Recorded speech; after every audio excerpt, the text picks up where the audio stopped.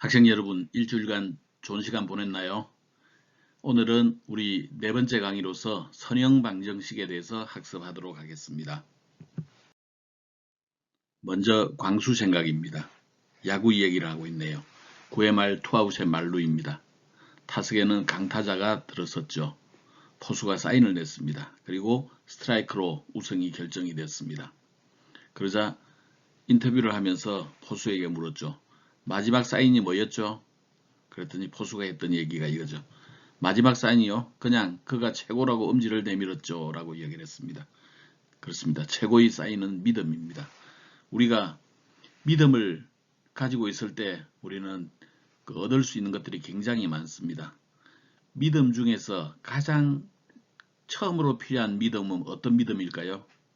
네, 나는 자신에 대한 믿음이라고 생각합니다. 그래서 일단 1차적으로 자신을 믿고 그 다음에 자기 주위에 있는 친구 그리고 자기 주위에 있는 가족에 대한 믿음을 가진다면 우리 세상은 훨씬 더 아름다워질 수 있다고 생각합니다. 다음은 행복한 경영 이야기입니다. 클로드 브러스톨이 쓴 믿음의 마술에서 한 구절을 인용을 했는데요. 생각하는 대로 이루어진다 그랬네요. 두려운 생각은 문제를 만들어내거나 끌어당기고 건설적이고 긍정적인 생각은 긍정적인 결과를 끌어당긴다. 생각의 성격과 관계없이 결과는 그 생각대로 만들어진다 그랬네요. 우리가 생각하는 대로 결과가 만들어진대요. 그러면 우리는 어떤 생각을 해야 될까요? 그렇죠. 좋은 생각을 해야죠. 좋은 생각을 해야만 우리는 좋은 결과를 얻어낼 수가 있습니다. 우리 자신에 대한 믿음을 갖는 첫 번째 길, 그것은 생각을 좋게 가지는 것이다. 그렇게 얘기하면서 오늘 수업에 들어가 보도록 하겠습니다. 수업에 들어가기 전에 우리 방정식에 대해서 종류를 좀 살펴볼까요? 자, 처음에 나온 게 이제 이런 1차 방정식이네요. 이런 1차 방정식은 모르는 수가 하나, 차수가 하나인 경우를 우리는 이런 1차 방정식이라고 이야기를 합니다.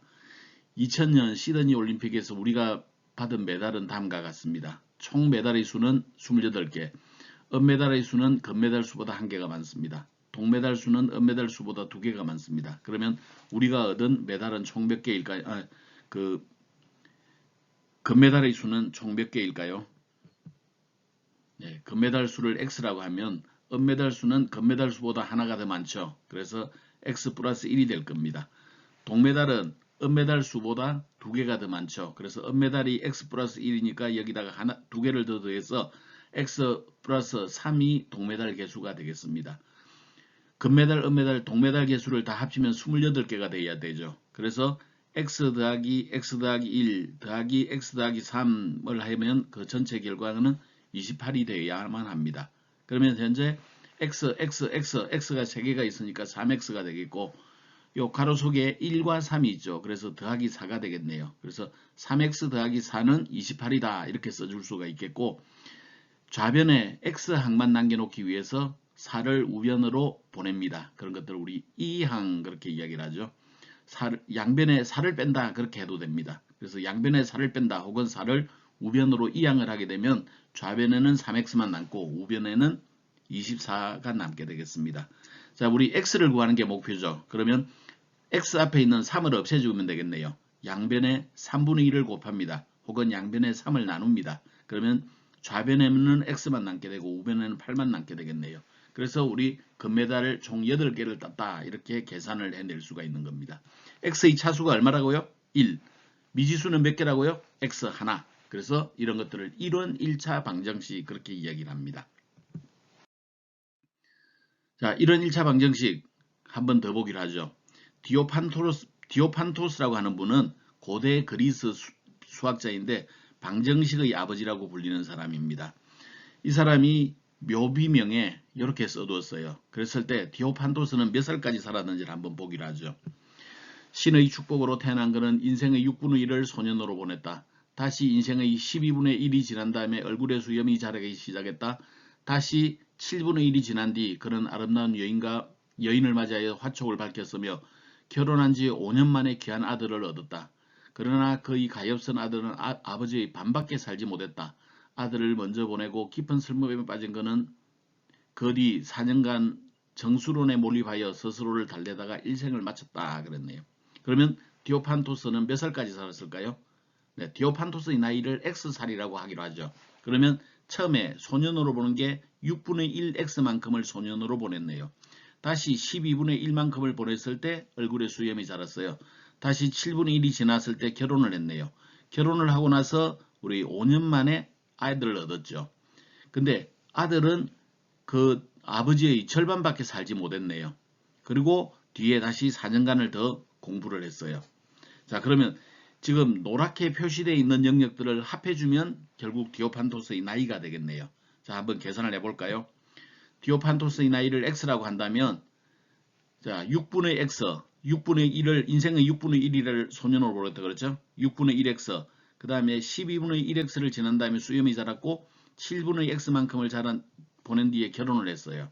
결혼을 하고 5년이 지난 다음에 아들을 낳았죠. 아들은 거의 2분의 1만큼을 살았습니다. 2분의 x만큼을 살았죠. 아들이 죽고 난 이후 4년 후에 그는 이제 죽었는데 그것들을 전부 합쳤더니 그것은 x만큼이 되더라. 디오판토스의 나이가 되더라라는 거죠. 그래서 우리는 방정식을 풀어서 x는 84다라고 계산을 해낼 수가 있는 겁니다. 여기에도 디오판토스의 나이를 물어보는 나이에서도 x의 차수는 1, 그리고 모르는 미지수도 x 하나죠. 그래서 이런 것들을 우리 이론 1차 방정식 그렇게 이야기를 합니다. 다음은 모르는 수가 두 개인 경우를 한번 보기로 하죠. 유클리드 그리드 시화집에 나와 있는 이야기라고 합니다. 노새와 당나귀가 짐을 운반하고 있습니다. 짐이 무거워서 당나귀가 한탄합니다. 그러자 노새가 말했습니다. 어째서 너는 연약한 소년처럼 한탄하고 있니? 내가 진 짐의 한 자루만 내 등에 옮겨놓으면 내 짐은 너희 2배가 되고 내 짐 한 자루를 내 등에다 옮겨놓으면 내 짐과 내 짐이 같아지게 되는데 라고 말했네요. 자, 그러면 우리 이 시화집에 있는 내용을 통해서 우리 노새가 몇 개의 짐을 지고 있고 당나귀가 몇 개의 짐을 지고 있는지를 한번 계산을 해볼까요? 노새가 지고 있는 짐을 X라 그러고 당나귀가 지고 있는 짐을 Y라고 얘기를 하죠. 자, 미지수가 두 개인 경우입니다. 자, 여기에서 그 당나귀가 진 짐의 한 자루를 노새에다가 옮겨 놓게 되면 노새의 짐이 당나귀 짐의 2배가 된다 그랬네요. 그래서 Y에다가 하나를 빼주고 X에다가 하나를 더한 다음에 그 Y 빼기 1에다가 2배를 해주게 되면 서로가 같아지게 되는 거네요. 그리고 반대로 그 당나귀가 진 짐 한 자루를 노새에다가 옮겨 놓게 되면 짐이 같아진다 그랬네요. 그래서 X가 노새가 지고 있는 짐을 X라고 하면 X에서 하나를 빼주고 그 다음에 당나귀가 지고 있는 짐을 하나를 더해주게 되면 그 두 개는 같아진다 그랬네요. 그러면 지금은 우리가 이 경우에는 미지수가 XY가 되고 X의 차수도 1, Y의 차수도 1 이런 것들을 우리 2원 1차 연립 방정식 그렇게 이야기를 합니다. 자, 식을 정리를 했더니 X 빼기 2Y는 마이너스 3, 그 다음에 X 빼기 Y는 2 하는 결과를 얻어낼 수가 있겠네요. 자, 그러면 이 2원 1차 연립 방정식을 푸는 방법을 우리는 좀 알아봐야 되겠네요. 그런 경우에 우리는 소거법을 이용할 수도 있고 대입법을 이용할 수도 있습니다. 소거법은 위의 식에서 아래 식을 빼주게 되면 우리 x가 없어지게 되고 마이너스 y 이퀄 마이너스 5가 돼서 y 당나귀가 지고 있는 짐은 5개가 되겠네요. 그리고 그 식을 위의 식이나 아래 식 아무 곳에나 대입을 하게 되면 좀 더 편한 곳에 넣으면 좋겠네요. 그래서 아래 식에 대입을 했습니다. x 빼기 5는 그 2가 되겠어요. 그래서 우리 x는 7개 노새가 지고 있는 짐은 7개다 하고 계산을 해낼 수가 있겠네요. 또 다른 방법은 대입법이라고 하는 방법을 이야기할 수도 있습니다.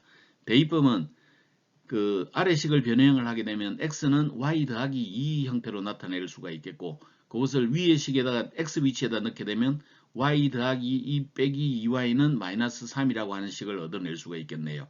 그러면 좌변에는 마이너스 y가 남고 우변에 옮기게 되면 마이너스 5가 남겠네요. 그래서 y는 5가 되고 그걸 아래식에 대입해서 x는 7하고 얻어낼 수가 있습니다. 이와 같이 모르는 수의 2개, 2원, x, y의 차수는 1, 1차 연립 방정식 이렇게 나타내 주게 됩니다. 다음 이원 1차 연립 방정식 하나를 더 볼까요? 모르는 수가 두 개인 경우입니다. 우리 그 중국에 있는 손자상경이라고 하는 수학책, 고대 수학책에 있었던 겁니다. 손자상경은 손자병법으로 유명한 손무가 지은 책이다라고 알려져 있었으나 저 청나라 시대 때까지는 그렇게 알고 있었죠. 뒤에 이제 손무가 쓴 책이 아니다라는 게 알려지기는 했습니다. 꿩과 토끼가 바구니에 들어있다. 위를 보니 머리가 35개이고 아래를 보니 발이 94개다. 꿩과 토끼는 각각 몇 마리인가 그랬네요.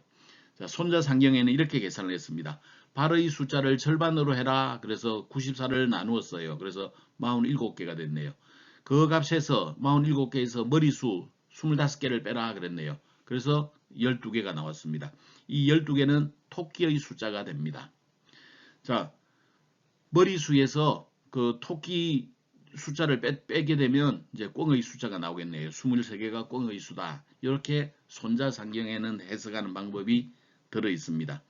얘네들을 우리 미지수를 이용해서 한번 풀어보기로 하죠. 토끼의 숫자를 x, 꿩의 숫자를 y라고 이야기를 하죠.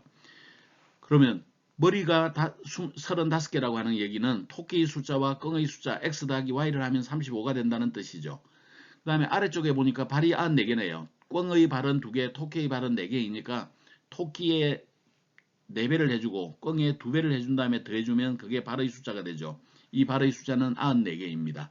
이 두 연립 방정식을 풀어줌으로써 우리는 해를 구해낼 수가 있는데 이제 토끼는 12마리, 꿩은 23마리다 라고 계산을 해낼 수가 있는 것이죠.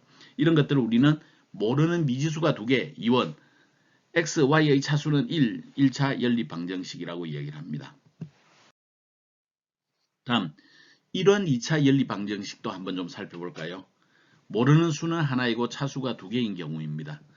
인도의 수학자 바스카라라고 하는 수학자가 시를 하나 썼어요. 그 시는 이렇게 되어 있네요.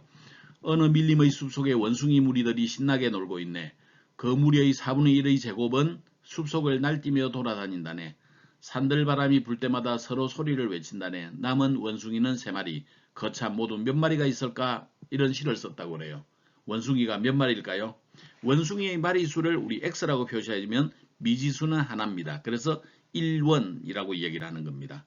그리고 여기에 식에 보면 4분의 1의 제곱이라고 하는 표현이 있네요. 그래서 2차 방정식으로 구현이 되는 겁니다. 자, 원숭이 수를 구해보기로 하죠. 원숭이 수에서 그 수의 4분의 1의 제곱을 뺀 것이 3이다 그랬네요. 원숭이 수를 x라고 한다면 여기는 x가 되겠죠. 그 수의 4분의 1의 제곱, 4분의 1x가 되겠습니다. 이것을 제곱을 했는데 이걸 빼줬던 게 3이 된다 그랬네요. 그래서 우리는 이 첫 번째 식을 만들어낼 수 있습니다.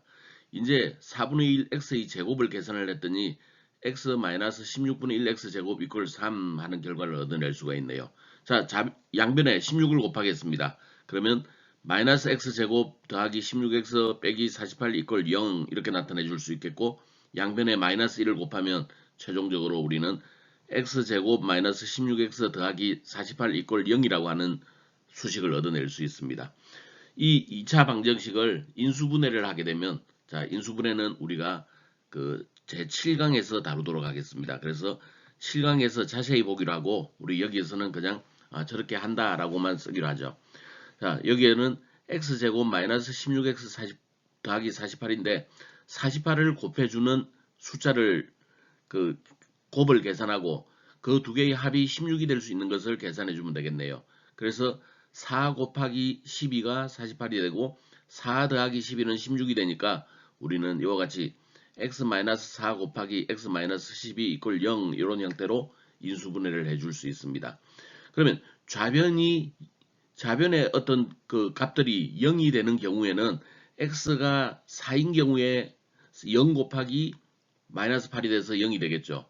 또는 x가 12인 경우에는 그 12 빼기 4, 8 곱하기 0이 돼서 이것도 0이 됩니다. 따라서 원숭이의 마리수는 4마리 혹은 12마리 둘 중에 하나를 갖게 되겠습니다. 다음은 2원 2차 연립 방정식을 한번 살펴볼까요? 여기에는 모르는 숫자도 둘, 차수도 2개인 그런 경우입니다. 우리나라 조선시대에도 수학자들이 있었어요. 조선시대에 수학자 홍정어라고 하는 분이 책을 하나 썼는데 그 책의 이름이 구일집이라고 하는 책입니다.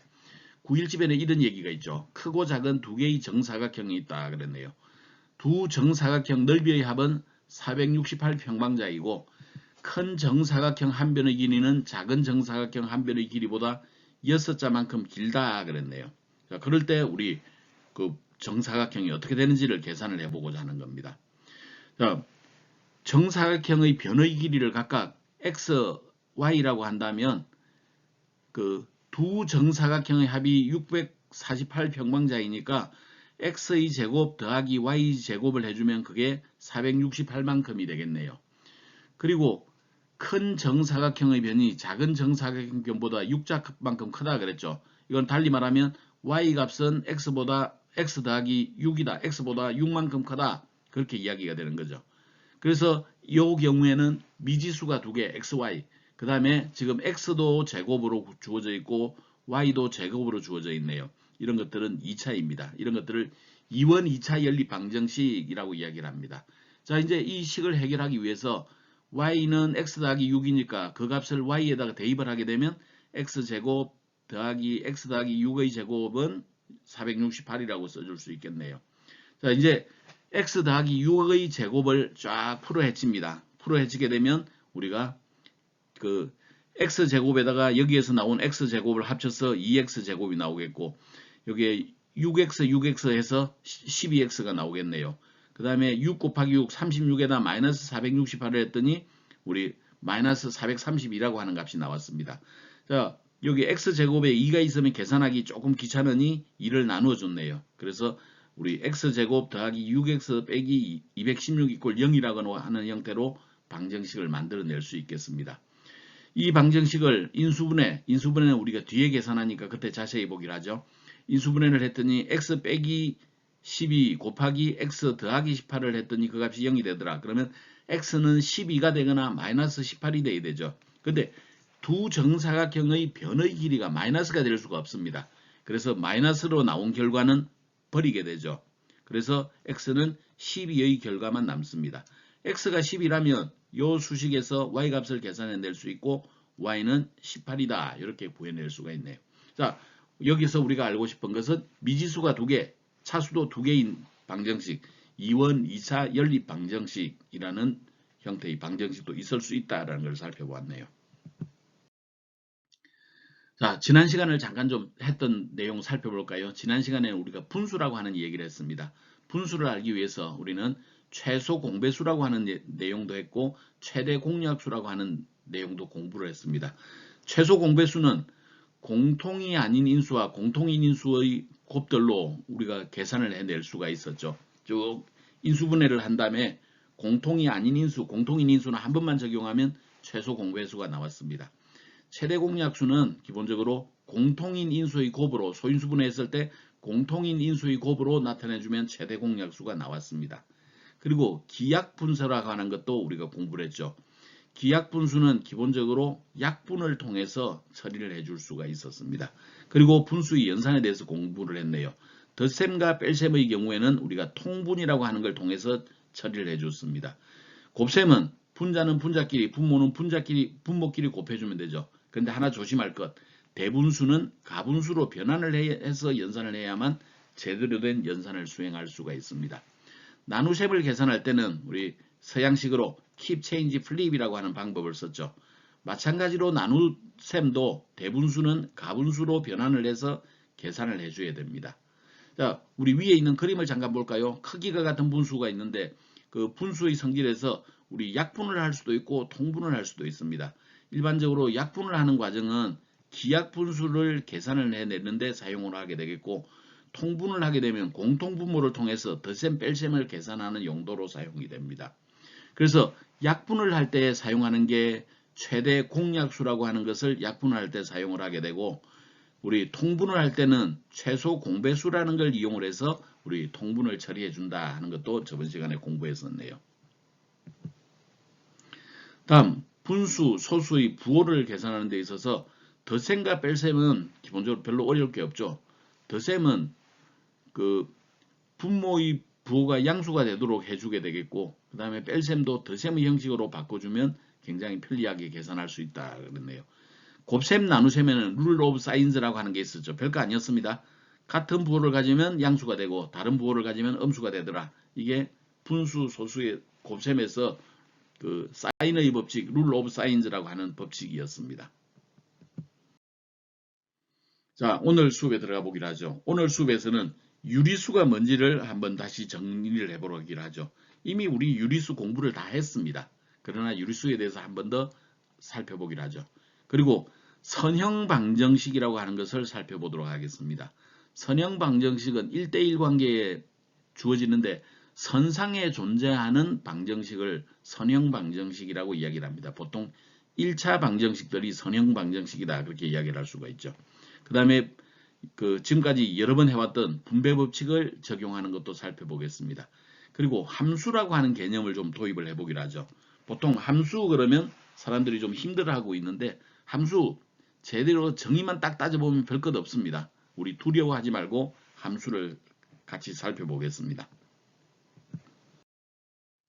자, 우리 수의 책에 이미 여러 번 이야기를 했죠. 유리수 나오기 전에 우리는 1차적으로 자연수라고 하는 것들을 다뤘습니다. 자연수는 1, 2, 3, 4, 5, 6, 7, 8, 9 뭐 이렇게 나가는 것들이 자연수였죠. 양인 숫자들을 자연수 그랬습니다. 거기다가 0을 포함을 하게 되면 범자연수 그랬죠. 홀 넘버 그랬습니다. 범자연수. 거기다가 음수까지 포함을 하게 되면 인테저 정수라고 불렀습니다. 그래서 우리가 정수까지만 계산을 하게 되면 너무 힘들었기 때문에 생선 3마리를 둘이 나누는 개념으로 우리 유리수라고 하는 개념을 도입을 했죠. 이 유리수라고 하는 개념이 도입이 될 때는 벌써 리얼 넘버, 실수라고 하는 개념을 염두에 두고 이제 사용을 하게 됩니다. 그래서 정수는 자연수를 포함하고 있고 유리수는 정수를 포함하고 있는 그런 개념이 되겠습니다. 근데 이 실수에는 유리수가 아닌 개념들이 있어요. 그것은 우리가 무리수라고 부릅니다. 이 무리수라고 하는 것은 기본적으로 그 끝이 없이 진행이 되는 숫자 소수를 소수점 이하의 끝이 없이 진행이 되는 것들인데 그것 또한 반복되지도 않아요. 그런 것들을 우리 무리수라고 불렀죠. 유리수는 기본적으로 분수로 표시할 수 있는 숫자를 우리는 유리수 그랬습니다. 유리수는 끝이 존재하는 소수이거나 아니면 순환하는 무한소수를 우리는 유리수의 범주로 포함을 합니다. 우리 수의 범위에는 벗어나지만 실수 영역을 벗어나서 허수라고 하는 개념도 존재합니다. 허수라고 하는 개념은 이런 i를 사용을 하는데 우리 보통 실수부, 허수부 이렇게 나누어서 계산할 때 우리 허수를 지급을 해줍니다. 고등 수학에서는 허수도 상당히 중요한 의미를 가지지만 우리가 지금 현재는 기초 수학을 가지고 있는 상태에서는 우리 허수 부분까지는 생각하지 않겠습니다. 자, 다음은 유리수의 기본 연산에 들어가 볼까요? 유리수의 기본 연산은 덧셈, 뺄셈, 곱셈, 나누셈 이렇게 4가지가 있습니다. 덧셈은 쉽죠? 그냥 두 수를 더해주면 됩니다. 동일 부호일 때는 두 수의 절대값을 더해주면 되고 공통 부호를 취해줍니다. 동일 부호일 때 두 수가 플러스였다면 양수값, 두 수가 마이너스였다면 음수값이 되겠죠. 다음 덧셈을 하는 데 있어서 부호가 서로 달라요. 그러면 절대값이 큰 수에서 절대값이 작은 수를 빼주는데 부호는 절대값이 큰 수의 부호를 취해주면 됩니다. 우리가 이미 알고 있는 것들입니다.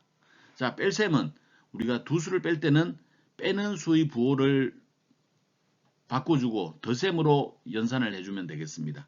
그래서 뺄셈 또한 덧셈으로 처리를 해줄 수 있다. 그래서 덧셈과 뺄셈은 기본적으로 같은 개념이다 라는 얘기죠. 다음 곱셈입니다. 곱셈은 기본적으로 동일 부호일 때는 기본적으로 계산한 결과가 양이 되겠고 다른 부호일 때는 계산한 결과가 음이 된다. 이게 룰 오브 사인즈 부호의 법칙 그랬네요.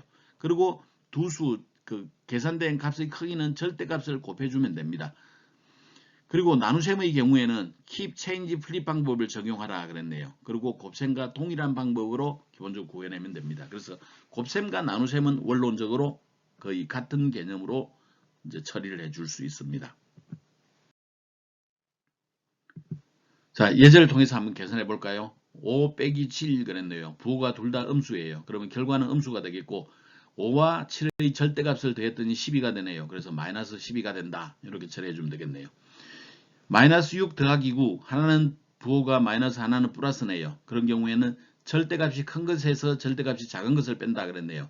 9가 절대값이 더 크죠? 그래서 9에서 6을 뺍니다. 3이 나오겠고 부호는 절대값이 큰 것의 부호 양을 취해주면 되겠네요. 그래서 플러스 3이 되겠습니다. 4 빼기 2 빼기를 해줄 때는 괄호 속에 있는 값의 부호를 반대를 해주자 그랬네요. 그래서 이 결과는 4 더하기 2에 해당이 되겠습니다. 둘 다 양수네요. 그러면 절대값을 더해주고 4 더하기 6이 되겠죠. 부호는 두 개가 둘 다 양수이기 때문에 그냥 플러스 6 이렇게 처리해주면 되겠습니다. 5 빼기 4.7 더하기 2.6 빼기 9 이런 개념이네요. 여기에서는 지금 양수를 합치니까 7.6인가요? 음수를 합치니까 13.7입니다. 그래서 13.7에서 7.6을 빼주고 전체 부호는 마이너스를 취해주면 되겠네요.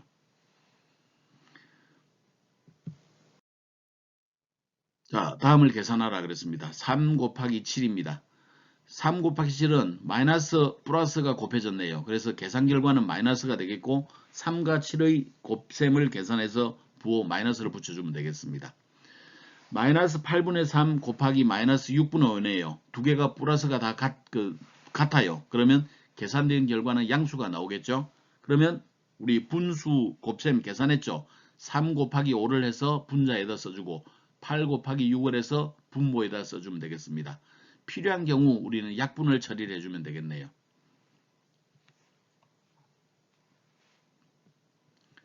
자, 다음 마이너스 18 나누기 3이죠. 분수는 나누기와 같은 개념입니다. 나누기가 음수와 음수의 나누기니까 계산된 결과는 양수가 되겠고 그 다음에 18에서 3을 나눠주면 6이 되겠네요. 플러스 6 하고 써주면 되겠습니다. 다음 84 나누기 마이너스 2.5네요. 하나는 양수 하나는 음수니까 전체 계산된 결과는 음수가 되겠어요. 그러면 84 나누기 2.5를 취해주면 되겠네요. 그래서 계산의 편의를 위해서 양변에 1을 곱해서 5분의 168이라고 써주면 되겠습니다. 다음 연산순서를 이용해서 수를 단순화하는 방법을 알아보기로 하죠. 연산순서는 이미 우리 알고 있습니다. 괄호 계산, 그 다음에 거듭제곱, 곱셈 나누셈은 순서 없습니다. 덧셈 뺄셈 순서 없이 가장 마지막을 형성하고 있습니다. 이 연산 순서를 알고 있으면 우리 수를 단순화시키는데 많은 도움이 됩니다. 예를 들어서 3 더하기 2 곱하기 괄호 5 빼기 8 그랬네요. 그러면 어느 게 가장 먼저 계산이 돼요? 괄호가 가장 먼저 계산이 돼요. 마이너스 3. 그 다음에 곱하기 2를 해주죠. 마이너스 6. 그래서 3에서 마이너스 6을 해주니까 마이너스 3이 되겠습니다. 자, 7 빼기 4 마이너스 9에 4 마이너스 9에 괄호가 붙어 있네요. 그러면 괄호가 먼저 계산이 되겠습니다. 마이너스 5. 마이너스 되니까 플러스가 되겠네요. 그래서 7 더하기 5, 12가 되겠습니다. 다음 4 곱하기 마이너스 5, 마이너스 2분의 8, 그 다음에 더하기 2 곱하기 5분의 2네요. 자, 가장 먼저 계산될 것 1번 괄호 5 더하기 2가 계산이 되겠네요. 7. 그 다음에 곱하기가 먼저 계산이 되겠죠. 그래서 4 곱하기 마이너스 5 그럼 마이너스 20. 그 다음에 여기에 부호가 여기도 있으니까 플러스 해주면 되겠고 여기가 4가 나오겠고 그 다음에 여기에 27이 14가 나오겠네요. 그래서 마이너스 20 더하기 18이 되나요? 그래서 마이너스 2라고 처리해주면 되겠습니다. 자, 4 더하기 3 곱하기 5 마이너스 7의 제곱 빼기 6이라고 그랬네요. 가장 먼저 계산할 거 5 마이너스 7, 두 번째 계산할 거 제곱. 그래서 5 마이너스 7 하면 마이너스 2가 되겠고 제곱을 했더니 4가 됐네요. 그 다음에 4와 3의 곱하기가 먼저 계산이 되겠네요. 12에다 4를 더하니까 16 빼기 6을 했더니 10의 결과가 나오겠네요. 다음은 선형 방정식의 해 구하기에 들어가 보도록 하겠습니다. 선형 방정식을 다루는 데 있어서 우리가 용어를 하나 정의할 필요가 있습니다. 항이라고 하는 용어예요. 영어로는 term이라고 이야기를 하죠. 이것은 하나의 수나 변수 또는 수와 변수의 곱으로 이루어진 것이라고 이야기를 했는데 보통 그냥 5 이런 것도 항이라고 이야기를 합니다. 5 상수항 그러죠. 3x x라고 하는 미지수를 가지고 있는 항. 그 다음에 6xy 제곱 x 곱하기 y 제곱이라고 하는 미지수를 가지고 있는 항입니다. 3 곱하기 y 빼기 3분의 x 빼기 1 이런 것들도 항에 해당이 돼요. 그래서 곱셈으로 곱으로 혹은 곱이나 나누기는 같은 개념이죠. 곱으로 이루어져 있는 한 덩어리들을 항목, 항 그렇게 이야기를 합니다. 식이라고 하는 것은 우리 항들이 더해진 것들을 식이라고 그래요. expression 그렇게 부르죠. 항들의 합을 식이라고 이야기를 합니다. 그래서 예를 들어서 5 이건 항이죠. 3x 항이죠. 6xy 제곱 항이죠. 항이 3개가 이렇게 더해졌어요. 이런 것들을 우리는 식 expression이라고 부릅니다. 그래서 이런 여러 개의 항으로 구성이 되어 있는 식들을 우리는 다항식 폴리노미얼이라고 이야기를 합니다. 그래서 우리가 예를 들어서 이런 식을 보죠. 만약에 52x제곱 마이너스 9x 더하기 36 이꼴 7m 더하기 82다 그렇게 이야기를 한다면 우리가 요거 하나하나들을 항이라고 부릅니다. 밑에 있죠. 항, 텀. 이게 총 여기는 5개의 항이 존재를 하는 겁니다. 항을 좀 더 쪼개봤더니 우리 앞쪽에 붙어 있는 것들, 예를 들어서 m 앞에 붙어 있는 7 이런 것들을 개수라고 부릅니다. 그리고 m 여기 있는 x 이런 것들을 변수라고 불러요. 미지수, 변수라고 부릅니다. 그 다음에 미지수가 존재하지 않고 있는 이런 것들을 우리는 상수라고 부릅니다. 자, 이 그림에서 우리 상수라고 하는 개념 들어있고 개수라고 하는 개념도 들어있고 변수라고 하는 개념도 들어있네요. 걔네들이 한 묶으로 들어있는 것들을 우리는 항이라고 부릅니다. 항들이 여러 개가 이렇게 더해졌어요. 그러면 걔네들을 식이라고 부르고 이퀄이라고 하는 걸 가지고 있으면 이때는 우리는 방정식이라고 부릅니다. 이퀄이 존재하면 방정식이 된다. 자, 옆에 다항식을 정의를 해놓고 있네요. 변수의 지수가 음이 아닌 정수들의 합을 가지고 있는 것들을 우리는 다항식이라고 부릅니다. 자, 분수식과 무리수 이런 것들은 기본적으로 다항식에 포함하지 않습니다.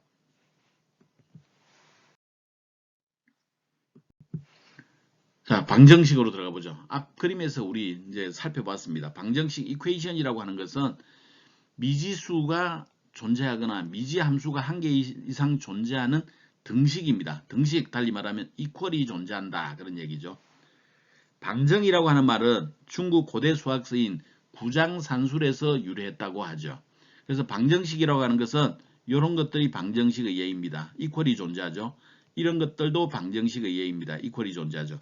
이퀄이 존재하는 수식을 우리는 방정식이라고 부른다. 그 중에서 선형 방정식이라고 하는 것은 우리가 이렇게 표현할 수 있는 것들입니다. f 괄호 속에다가 ax 더하기 by라고 되어 있는 이런 ax 더하기 by를 f라고 하는 함수에다 적용을 하게 되면 그것은 a 곱하기 fx, b 곱하기 fy 형태로 표시해 줄 수 있는 이런 것들을 우리 선형 함수라고 부릅니다. 그래서 최종적으로 이를 이용해서 fx = k 형태로 나타낼 수 있는 수식들을 우리는 선형 방정식 그러죠. 선형 방정식에는 선형 대수 방정식, 선형 미분 방정식, 선형 차분 방정식 이런 것들이 있는데 선형 미분이나 선형 차분의 경우에는 너무 어렵기 때문에 우리는 그 중에서 가장 간단한 미지수가 하나인 것, 우리 앞에서 그 수업 들어오기 전에 이야기했죠. 미지수가 하나, 1원, 미지수가 1차인 그런 함수들만 다루도록 하겠습니다. 그래서 우리 수업에서는 선형 대수 방정식만 다루겠습니다. 그래서 어떤 형태로 되어 있냐? ax 더하기 bx 더하기 cx 더하기 k = 0 형태예요. x수, 미지수가 한 개밖에 없고 x의 지수를 봤더니 1이 되는 이런 형태를 우리는 선형 대수 방정식 그렇게 이야기를 합니다. 다음은 선형 방정식의 해를 구해보기로 하죠. 방정식을 풀었다라고 표시해 줄 때 좌변에는 미지수를 남겨놓고 우변에는 미지수를 포함하지 않는 표현식 형태로 나타내는 것을 우리는 방정식을 풀었다라고 얘기하기도 하고 방정식의 해를 구했다라고 이야기를 하기도 합니다. 그리고 오른쪽에 미지수를 포함하지 않는 이 표현식을 방정식의 해 또는 방정식의 근 그렇게 부릅니다. 예를 들어서 ax 더하기 bx 더하기 cx 더하기 k = 0이라고 하는 것들은 이 이퀄을 가지고 있으니까 방정식이죠.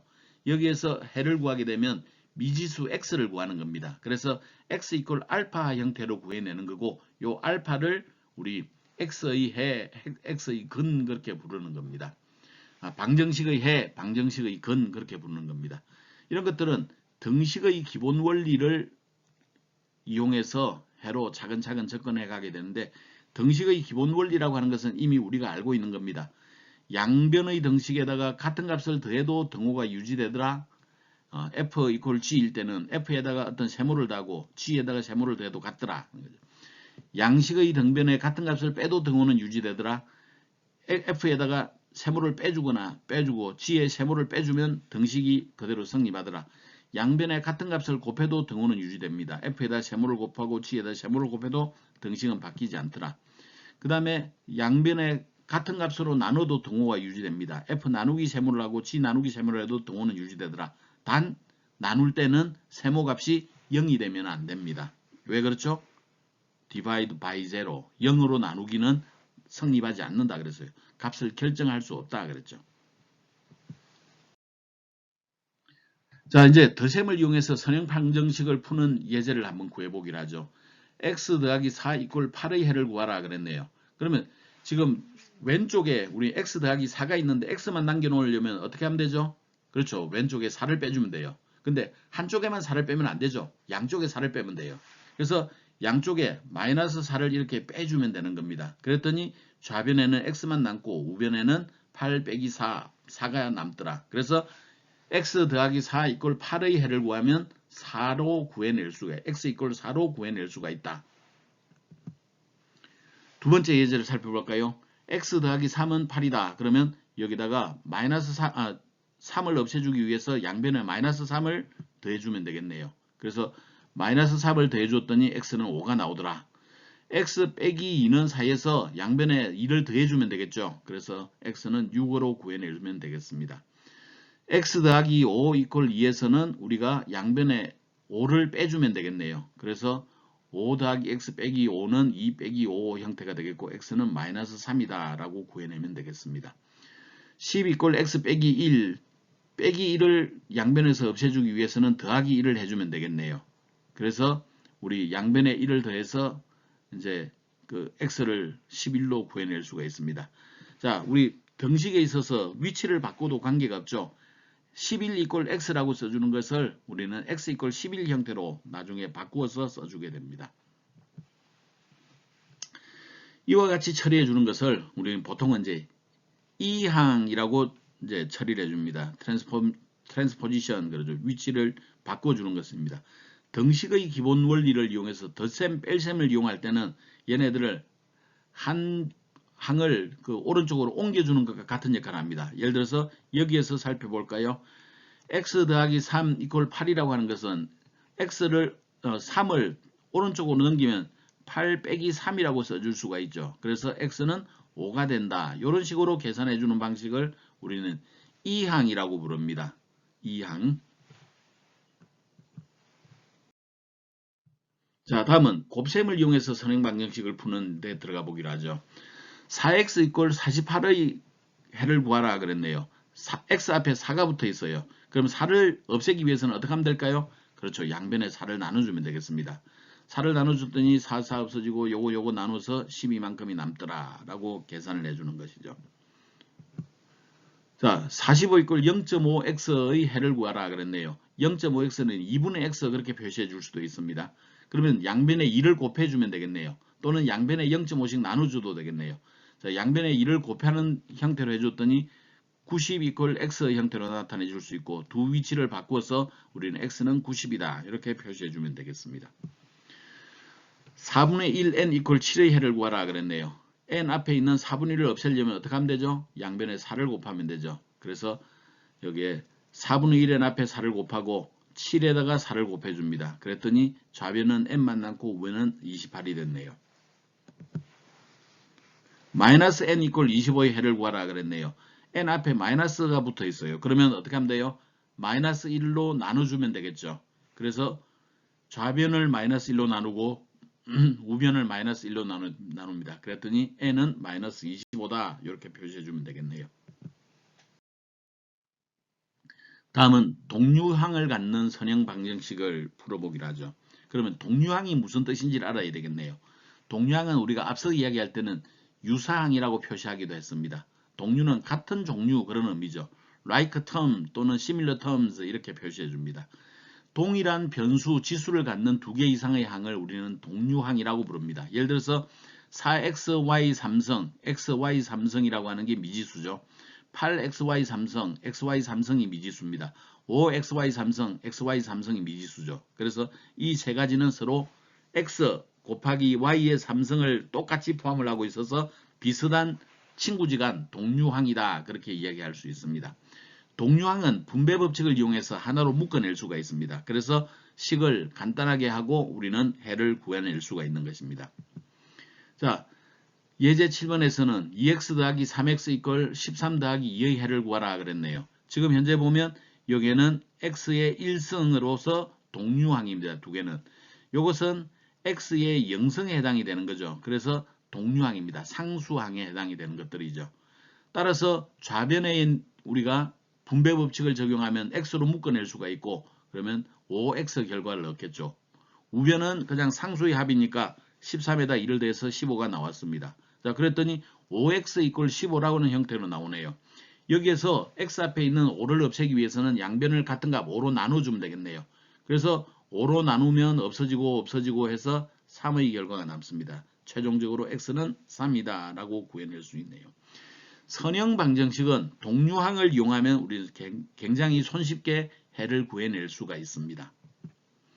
다음 4x 빼기 x는 7 더하기 8의 해를 구하라 그랬네요.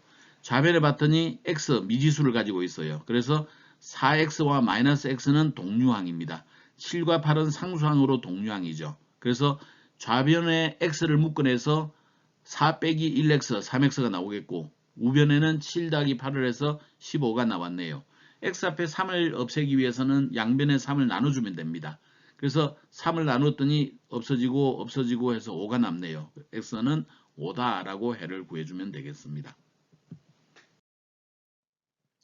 자, 다음은 이제 일반적인 선형 방정식 풀기입니다. 일반적인 선형 방정식을 풀기 위해서는 보통은 동류항을 한쪽으로 모읍니다.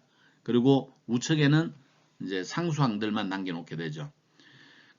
그래서 우리 2x 더하기 4는 8의 해를 구한다면 현재 좌변에는 2x와 4라고 하는 서로 동량이 아닌 것들이 덧셈으로 구해져 있네요. 그러면 좌변에는 x항만 남겨놓고 우변에 상수항을 처리해 주기 위해서는 우리가 양변에 4를 빼주거나 혹은 2항 처리를 해주면 되겠네요. 2항 처리를 하면 2x는 8 빼기 4가 되겠고 그래서 2x는 4가 되겠습니다. 자, x 앞에 있는 2를 없애주기 위해서 우리 양변을 2로 나눠줬네요. 그랬더니 최종적으로 x는 2다라는 해를 구해낼 수가 있습니다. 자, 이번에는 지금 상수가 있고 여기에는 마이너스 4x 여기에 8x가 x의 동류항이 양변에 나눠져 있네요. 그러면 이런 경우에도 똑같이 우리는 동류항을 한쪽으로 몰아줄 수가 있습니다. 자, 양변에다가 4x를 더하거나 혹은 2항을 처리를 해주게 되면 지금 우리는 4x를 양변에 더해줬네요. 그랬더니 좌변에는 9만 남고 우변에는 12x만 남았네요. 따라서 우리 x라고 하는 것은 12분의 9로 처리를 해줄 수가 있겠고 최종적으로 나눠서 4분의 3이라고 하는 해를 구해낼 수가 있습니다. 다음은 예제 11번입니다. 예제 11번은 상수항과 5x라고 하는 항이 같이 들어있네요. 그러면 양변에 마이너스 7을 빼가지고 우리는 좌변에는 5x만 우변에는 5만 남겨놓을 수 있습니다. 그래서 양변을 마이너스 5로 나누게 되면 x는 마이너스 1이다 라는 결과를 얻어낼 수가 있겠네요.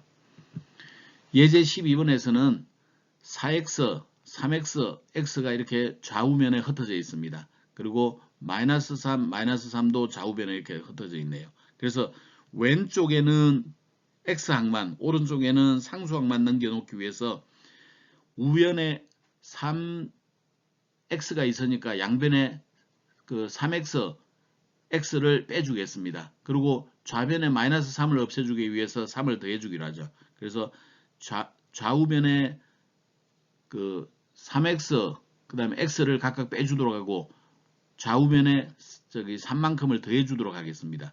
그랬더니 최종적으로 우리 0x 이퀄 0 하는 형태로 구해낼 수가 있네요. 여기에는 x가 어떤 값을 갖더라도 등식이 성립합니다. 이런 경우를 우리는 부정이라고 부릅니다. 부정은 정할 수 없음 그런 뜻이죠. 해가 무수히 많습니다. 그래서 infinite solution, 해가 엄청나게 많은 경우에 해당되므로 이런 것들은 우리는 해를 구할 수가 없고, 저런 방정식이 주어져 있다면 우리가 답을 쓸 때 부정 그렇게 써주면 되겠습니다. 자, 다음은 3x 빼기 7 이꼴 x 더하기 2x 빼기 11 형태의 해를 구하라 그랬네요. 여기에서도 좌변에 마이너스 7을 없애주기 위해서 양변에 7을 더해 줬습니다. 우변에 x, 2x를 없애주기 위해서 양변에 x, 2x를 빼주었습니다. 그랬더니 남아있는 것은 좌변은 0x, 우변에는 마이너스 4가 남았네요. 그러면 x는 0분의 마이너스 4 형태가 되죠. 지금 우리 분수에서 분모가 0이 되면 안 된다 그랬습니다. 이런 경우에는 x값이 어떤 경우라고 하더라도 등식이 성립하지 않습니다. 이런 것들은 우리는 불능 그렇게 부릅니다. 해가 없습니다. No solution입니다. 해가 존재하지 않는 경우에 해당이 된다. 만약에 이런 형태의 문제를 주고 해를 구하라 그러면 0x 이퀄 마이너스 4까지 써놓고 불능이라고 해놓으면 맞는 답이 되겠습니다. 9x 더하기 2 이퀄 6x 빼기 10의 형태를 구하라. 자, 이제는 여기에 이 항을 적용을 해도 됩니다. 그래서 6x를 왼쪽으로 보내면서 마이너스 6x를 2를 오른쪽으로 보내면서 우리 마이너스 2로 바꿔주면 되겠네요. 그래서 9x 빼기 6x가 되겠고 우변은 마이너스 10 빼기 2가 되겠습니다. 그래서 그 x를 그 분배법칙에 의해서 묶어내게 되면 좌변은 3x가 남게 되고 우변은 마이너스 12가 남네요. 그래서 좌우변에 3으로 나눠서 최종적으로 x는 마이너스 4다라는 해를 구해낼 수 있으면 되겠습니다. 다음은 2x 빼기 3 더하기 5x 이꼴 8 빼기 6x 그랬네요. 여기에서도 6x를 우리는 좌변으로 옮겨주고 마이너스 3을 우변으로 옮겨주면 되겠습니다. 그래서 2x 더하기 5x 더하기 6x가 남겠고 우변에는 8 더하기 3이 남겠네요. 그래서 x를 묶어내서 분배법칙에 의해서 묶어내게 되면 13인가요? 13x가 남겠고 우변은 11이 남겠어요. 그래서 x는 13분의 11이다. 이렇게 표시해주면 되겠습니다. 예제 16번에서는 9 더하기 4분의 1b는 4분의 3b라고 그랬네요. 자, 여기에서 우리 같은 방식으로 우리 왼편에는 b항으로 표시해주고 오른편에는 상수항으로 표시하겠습니다. 그래서 이 항을 처리를 해주게 되면 4분의 1 빼기 4분의 3b에 되겠고 우변에는 마이너스 9가 남겠네요. 그래서 b라고 하는 값은 기본적으로 이제 2를 곱해서 최종적으로 18이다라는 결과를 얻어낼 수가 있습니다. 1.1 이퀄 3.4 더하기 r의 형태네요. 이 경우에는 r만 남아 있으니까 요 3.4를 좌변으로 이항시켜 주면 되겠습니다. 그래서 1.1 빼기 3.4는 r이 되겠고 두 개의 위치를 바꿔서 우리 r은 마이너스 2.3이다. 이렇게 표시해 주면 되겠습니다. 다음은 분배법칙을 적용한 방정식의 해입니다. 분배법칙을 적용한다는 것은 기본적으로 가로로 묶여져 있을 때 식이 정리가 되지 않습니다. 이때 분배법칙을 적용해서 식을 펼쳐놓고 그 다음에 동류항끼리 정리를 해주게 되면 우리는 원하는 해를 얻을 수 있는 경우가 많이 있습니다. 예제를 보기로 하죠. 28 이퀄 7x 마이너스 3 괄호 x 마이너스 4 형태이네요. 여기에서 보니까 지금 괄호 속에 마이너스 3이 곱해지고 있는 형태입니다. 이게 분배법칙을 적용할 수 있는 예이죠. 저 괄호를 풀지 않은 상태에서는 동류항끼리 정의를 할 수가 없습니다. 그래서 분배법칙을 적용해서 저 괄호를 펼쳐놓고 그 다음에 동류항끼리 모으게 되면 우리는 해를 구할 수 있습니다. 그래서 괄호를 펼쳐놓으면 여기에 마이너스 3x 그리고 마이너스 3 마이너스 4 곱해서 플러스 12가 나오겠네요. 자, 그러면 우리 x항이 7x 마이너스 3x가 되겠고 12를 좌변으로 이항을 하게 되면 28 마이너스 12가 되겠네요. 그래서 최종적으로 남은 것은 이와 같은 형태로 전개해서 4x 이퀄 16 하는 형태로 정리를 할 수 있습니다. 우리가 목적으로 하는 것은 x를 구하고자 함이죠. 그래서 그 양변에 4를 나눠줍니다. 그래서 최종적으로 x는 4하고 해를 구해낼 수가 있는 것입니다. 두 번째 예제를 보죠. 여기에도 지금 괄호가 존재를 하고 있으니까 이 괄호를 분배 법칙을 적용해서 먼저 펼쳐볼 필요가 있습니다. 그래서 6-x-3 이퀄 2x라는 형태로 표시해 줄 수 있겠고, 마이너스 x를 오른쪽으로 이항을 하도록 하죠. 그러면 6-3 이퀄 2x 더하기 x 형태가 되겠습니다. 다시 x 동류항의 분배 법칙을 적용하게 되면 3은 3x 형태로 정리할 수 있겠고, 양변에 3으로 나눠서 최종적으로 x는 1이라는 해를 얻어낼 수가 있습니다. 다음은 함수라고 하는 개념을 잠깐 살펴보기로 하죠. 함수라고 하는 것은 영어로 표현할 때 펑션이라고 부릅니다. 첫 번째 집합의 임의의 한 원소를 두 번째 집합의 오직 한 원소에 대응시키는 이항관계를 우리는 함수라고 이야기를 합니다. 그리고 그러한 한 변수 x값이 정해지면 다른 변수 y값이 한 가지로 확정이 될 때 우리는 y를 f의 함수다라고 부릅니다. y는 x의 함수다라고 부르게 되죠. 그리고 그 함수의 이름을 f라고 부른다면 y = fx라고 부르기도 하고, 보통 얘를 가장 널리 사용하는 이제 표기법입니다. 그래서 y = fx를 가장 널리 사용을 하도록 하겠고, 또는 이렇게 쓸 수 있습니다. 함수 f라고 하는 것은 x에서 y로의 대응관계다, 이렇게 표기해 주기도 합니다. 우리 함수라고 하는 것은 너무 어렵게 생각하지 말도록 하죠. 블랙박스처럼 생각하겠습니다.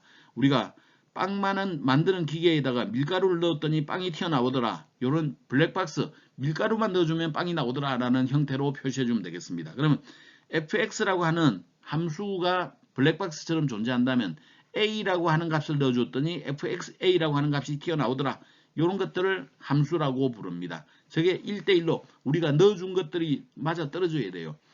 밀가루를 넣어줬는데 갑자기 빵이 나오고 과자가 나오고 그러면 함수가 아닙니다. 밀가루를 넣어줬는데 값이 나오지 않는다, 그러면 그것 또한 함수가 아닙니다. 밀가루를 넣어주면 항상 빵이 나와주는 그런 관계여야 돼요. 일반적으로 함수 그러면 사람들이 굉장히 힘들어하고 경기를 일으키기도 합니다. 근데 함수라는 것은 별거 아니에요. x의 함수 fx라고 하는 것은 x 값이 정해지면 fx도 하나의 값으로 정해진다, 그런 말입니다. 얘네들을 우리가 조금 살펴보기로 하죠. 함수 y = fx 또는 함수 f, x에서 y로의 대응관계라고 하는 이런 함수를 표시해 줬을 때 여기에 괄호 속에 있는 x 혹은 화살표 앞에 있는 x, 얘네들을 우리는 독립변수라고 부릅니다. 그리고 독립변수, 이 x들이 전부 모여 있을 때 가질 수 있는 독립변수를 다 모아놨을 때 걔네들을 정의역이라고 하고, 걔네들을 이제 집합 형태, x가 가질 수 있는 집합을 우리는 정의역, 그렇게 이야기를 합니다. 그 다음에 계산된 결과가 y가 되겠네요. 이 계산된 결과는 y가 됩니다. 이 y를 우리는 종속변수 그럽니다. x가 존재하면 x가 넣을 때마다 y가 하나씩 톡톡톡 튀어나온다고 그랬죠. 그래서 종속변수가 가질 수 있는 값의 전체 집합을 우리는 공역, 공변역이라고 부르기도 합니다. 보통 공역이라고 하는 얘기를 쓰게 되죠. 그리고 그 중에서 x를 넣어줬을 때 튀어나오는 y 값들, 취해지는 값들을 우리는 치역이라고 이야기를 합니다. 말로 사니까 조금 어렵죠. 그림으로 다시 한번 살펴보겠습니다. 우리 함수가 존재하는데 x집합이 1, 2, 3으로 구성이 되어 있고 y집합이 a, b, c, d로 구성이 되어 있어요. 그 중에 1을 넣었더니 d로 대응되고 2는 c로, 3도 c로 대응되는 이런 관계가 있다고 생각해보죠. 그런 경우에 정의역은 x가 가질 수 있는 집합입니다. 1, 2, 3 집합을 우리는 정의역이라고 이야기를 해요. 공역이라고 하는 것은 y가 가질 수 있는 전체 집합을 이야기합니다. 지금 a, b, c, d에 해당되는 것들이 공역에 해당이 돼요. x값을 주는데 값이 대응관계가 없는 a와 b까지를 포함하는 개념을 우리는 공역, 그렇게 이야기를 합니다.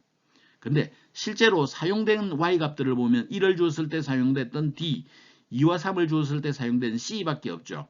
그래서 y집합 a, b, c, d 중에서 실제 x, y, x값 1, 2, 3에 대응되는 c와 d의 값을 치역이라고 한다, 이런 얘기죠. 그래서 정의역, 공역, 치역, 이런 개념들은 우리가 좀 알아둬야 될 필요가 있습니다. 함수라고 하는 것은 1을 주면 d가 나오고 2번 주면 2를 줬더니 c가 나오고 3을 줬더니 c로 나오더라, x의 값을 줬더니 뭔가 y 값이 톡톡 튀어나오더라, 이런 관계를 우리는 함수라고 부르는 겁니다. 자, 이런 경우는 어떨까요? 지금 정의역이 1, 2, 3, 4가 있을 것 같고 공역은 A, B, C, D가 있을 것 같아요. 그런데 1을 줬더니 D로 가고 2를 줬더니 B로 가고 2를 줬더니 C로 가고 3을 줬더니 아무 데도 안 가고 4를 줬더니 아무 데도 안 가네요. 이런 경우는 우리가 함수가 아닙니다. 왜 함수가 아닐까요? 지금 그 독립변수 2일 때는 얘가 B가 되기도 하고 C가 되기도 해요. 저렇게 값을 한 개를 줬는데 빵도 나오고 과자도 나오고 이렇게 되면 그것은 함수가 아닙니다. 과자 만드는 기계는 과자만 나와야 되고 빵을 만드는 기계는 빵만 나와야 돼요. 2를 주면 딱 한 가지 값이 나와야 되는데 둘로 나온다. 그러면 저런 것들은 함수가 아닙니다. 또 3과 3의 경우에는 보니까 3과 3은 아무런 곳에 대응되는 관계가 없어요. 어떤 대응 관계도 존재하지 않아요. 그래서 이런 것들은 우리는 함수가 아니다라고 얘기를 합니다. 이런 경우에도 함수가 안 돼요. 이렇게 2를 줬더니 두 군데로 뻗더라. 이것도 안 돼요. 3, 4가 있는데 그 값이 없더라. 이것도 안 돼요. 둘 중에 하나만 이런 조건, 이런 조건 중에서 둘 중에 하나만 성립하더라도 함수가 아닙니다. 자, 다음은 함수의 의미를 예제를 통해서 살펴보도록 하죠. 렌트어카의 기본료가 하루당 25,000원이네요. 그리고 1km당 거리 요금이 100원이라고 했네요. 그랬을 때 운행거리에 따른 하루 임대료를 어떻게 계산할 수 있을까요? 하루 임대료는 기본요금에다가 거리에 따른 요금으로 합쳐주면 되겠어요. 그래서 기본요금은 25,000원이고 그 다음에 거리에 대한 따른 요금은 100 곱하기 x만큼을 해주면 되겠네요. 그래서 우리 fx라고 하는 것은 100x 더하기 25,000이라고 넣어주면 되겠습니다. 예제 1번에서는 480km, 640km, 800km당 임대비용을 계산하라 그랬네요. 480km일 때는 F480이라고 써주면 되겠고 이때 X 위치에다가 480을 넣어주기만 하면 됩니다. 그러면 25,000원에다 100 곱하기 480 해주면 되겠네요. 그래서 48,000원에다 25,000원 합해서 73,000원이 되겠습니다. 640km일 때 F640이라고 써주게 되고 X 위치에다가 640 값을 넣어주기만 하면 됩니다. 그래서 64,000원에다 25,000원 합해서 89,000원이라고 써주면 되겠네요. 800일 때는 F800이라고 써주게 되고 X 위치에다가 800만 넣어주기만 하면 돼요. 8만원에다 25,000원, 10만 5천원이 임대 비용이 되겠습니다. 자, fx가 x-1로 주어져 있네요. 이럴 때 F4를 계산해보라 그랬습니다. F4는 X 위치에다가 4를 넣으면 되죠. 그래서 3의 값이 나왔습니다. F8, 그럼 X 위치에다 8만 넣으면 돼요. 7이 나왔네요. F0, X 위치에다 0을 넣으면 되겠죠. 마이너스 1. F-1, X 위치에다 마이너스 1을 주면 되겠어요. 그래서 최종 마이너스 2가 나왔습니다.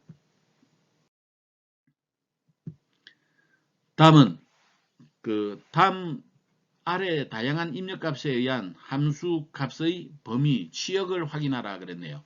fx가 3x로 주어져 있는데 그 x값은 1, 2, 3이라고 그랬습니다. 그러면 x가 1일 때 fx 값을 계산했더니 f1을 계산했더니 3이 되네요. 2일 때는 f2를 계산했더니 6이 돼요. 3일 때 f3을 계산했더니 9가 되네요. 자, 우리 y 값으로 가질 수 있는 3, 6, 9 이 세 가지 집합이 치역에 해당이 되겠습니다. 그래서 x의 정의형은 1, 2, 3이 되겠고 fx의 치역은 집합 3, 6, 9에 해당이 되겠습니다. 자, fx는 x 빼기 5로 주어져 있고 x값은 마이너스 1, 0, 5, 6이네요. 이것도 마찬가지로 x가 마이너스 1일 때 fx 값을 f-1을 계산합니다. 마이너스 1, 마이너스 5, 마이너스 6이 되어 있네요. x가 0일 때 f0을 계산합니다. 0 빼기 5, 마이너스 5네요. x가 5일 때 f5를 계산합니다. 5 빼기 5, 0이 됐네요. x가 6일 때 f6을 계산합니다. 6 빼기 5는 1이 됐네요. 따라서 우리 이 경우에 x의 정의형은 집합 마이너스 1, 0, 5, 6이 되겠고 치역은 집합 마이너스 6, 마이너스 5, 0, 1 이렇게 네 가지 원소를 갖는 집합으로 표시해주면 되겠습니다. 다음은 함수의 그래프를 한번 생각해 보기로 하죠. 함수의 그래프는 보통 이제 직각좌표에 의해서 나타내 줄 수가 있는데 독립변수를 수평축으로 종속변수를 수직축으로 합니다. 보통 우리 독립변수는 x죠. 종속변수는 y입니다. 그래서 x, y 형태로 우리 가로축을 x축, 세로축을 y축으로 넣어주면 되겠습니다. 그리고 어떤 정의역 요소를 우리가 표시해 줄 수 있고 치역 요소를 대응하는 위치에다 표시해 줄 수 있는 것들을 그래프라고 표시해 줍니다.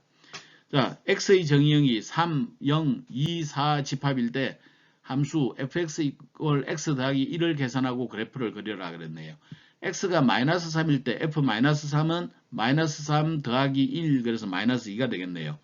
x가 0일 때 f0은 0 더하기 1, 1이 되겠네요. x가 2일 때 f2는 2 더하기 1, 3이 되겠네요. x가 4일 때 f4는 4 더하기 1, 5가 되겠습니다. 그래서 우리 직선으로 표시해 줄 때 독립변수 x를 가로축으로 y를 세로축으로 fx를 세로축으로 이렇게 표시해 줍니다. 그리고 x가 마이너스 3의 위치에 있을 때 x가 마이너스 3일 때죠. y는 마이너스 2라 그랬네요. 그래서 요 위치가 우리가 구하는 첫 번째 점이 되겠네요. 그래서 그런 형태로 점을 찍어 보게 되면 요 위치에 찍히게 되겠어요. 그 다음에 요 위치에 찍히게 되겠네요. 0일 때. 2일 때는 요 위치에 찍히겠습니다. 그리고 4일 때는 요 위치에 점이 찍히겠습니다. 그리고 선을 쭉 이어봤더니 이렇게 점들이 한 직선사계에 나타나게 되겠네요. 선형 방정식은 기본적으로 이와 같이 그래프를 그리게 되면 이렇게 직선으로 나타나게 되고 저기에 점이 존재하는 x값을 정의역, 점이 존재하는 y값들의 집합을 치역이라고 부른다. 그렇게 이해하면 되겠습니다. 함수의 그래프를 그려보게 되면 보통 이런 스타일들로 나오게 됩니다. 이거는 이제 그 2차 방정식의 예인데 모든 x에 대해서 어쨌거나 y값이 자 x가 0일 때, x가 1일 때 1, x가 2일 때 4, x가 3일 때 9 이런 형태로 값들이 정해지게 돼요. 마이너스 1 때도 정해지게 되죠. 모든 x에 대해서 어쨌거나 y값은 존재를 해요. 그 다음에 이런 것들을 1차 선형 방정식이라고 이야기를 합니다. 이것 또한 모든 x에 대해서 정의가 되게 되죠. 이런 것들은 이제 3차 방정식입니다. 이 3차 방정식도 마찬가지로 모든 x에 대해서 하나의 y값으로 모든 x에 대해서 하나의 y값으로 정의가 돼요. 그래서 이것 또한 이제 함수가 됩니다. 자, 이런 경우에는 어떤 경우에는 함수일 수도 있고 어떤 경우에는 함수가 아닐 수도 있는데 요 바깥 영역으로 빠져나가게 되면 요 바깥 영역에서는 여기 마이너스 2보다 적은 영역, 2보다 큰 영역에서는 기본적으로 y값이 존재하지 않아요. 그러나 마이너스 2와 2 사이에서는 저와 같은 값들이 존재를 하게 되는데 만약에 정의역이라고 하는 정의역을 요만큼으로 제한을 해준다면 저것은 함수가 될 수가 있습니다. 이런 것들은 이제 원의 그래프라고 이야기를 합니다. 근데 모든 x에 대해서 따진다면 저것은 함수가 안 될 수도 있습니다. 왜냐하면 마이너스 3은 값을 가질 수가 없죠. 그리고 이런 것들은 함수가 아닌 그래프입니다. x에 대해서 여기는 원이 아니라 반원이라고 표시에 맞겠군요. 요게 원이죠.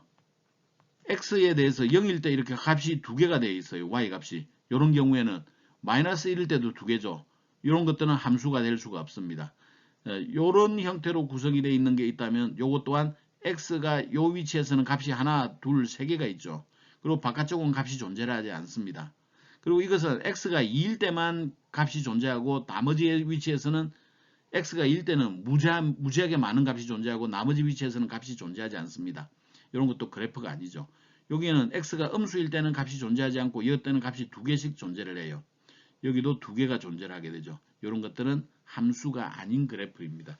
함수의 그래프는 나중에 우리가 10강에서 좀 다루어 보도록 하겠습니다. 자, 여기까지가 오늘 우리가 다룰 내용이네요. 오늘 우리가 다루었던 내용을 요약을 해보자면 유리수라고 하는 걸 다루었습니다.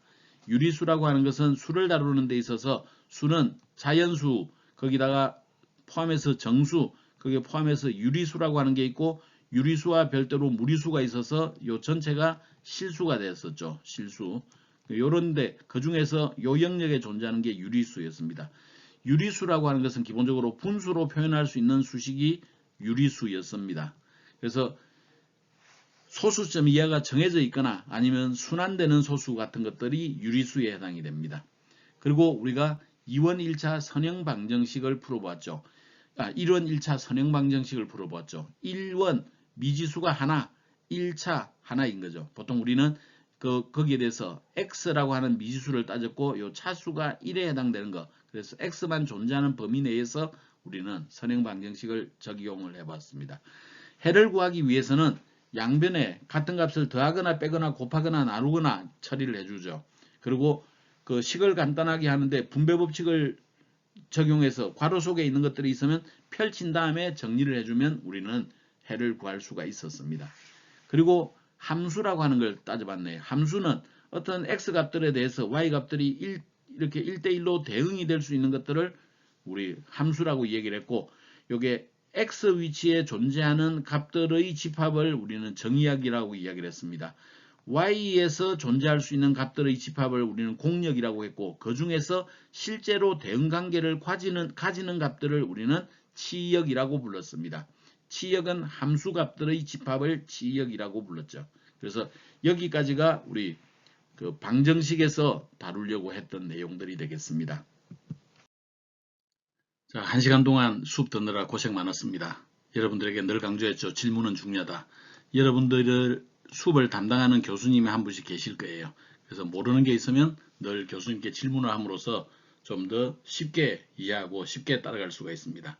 자, 오늘은 여기까지 하고 다음 시간에는 그 거듭 제곱과 다항식이라는 제목으로 반갑게 만나도록 하겠습니다. 여러분들 안녕.